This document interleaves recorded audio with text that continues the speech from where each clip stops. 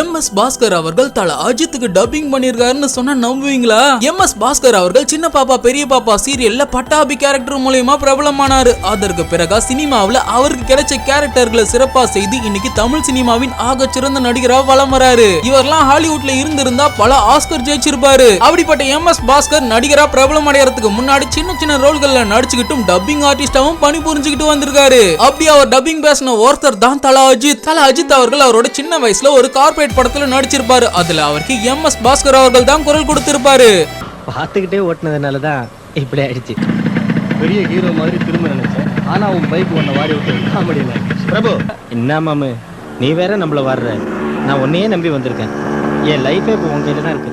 MS. Bhaskar ஐயா போல இப்ப முன்னணி நடிகர்களா இருக்கும் பலர் மற்ற நடிகர்களுக்கு ஆரம்ப காலத்துல டப்பிங் கொடுத்திருக்காங்க. அவங்க யாரு அவங்க டப்பிங் பேசினது யாருக்குன்னு தெரிஞ்சுக்க சேனல் நேம் கீழே ஏரோ மார்க் காட்டுற இடத்துல இருக்க லிங்கை கிளிக் பண்ணி பாருங்க.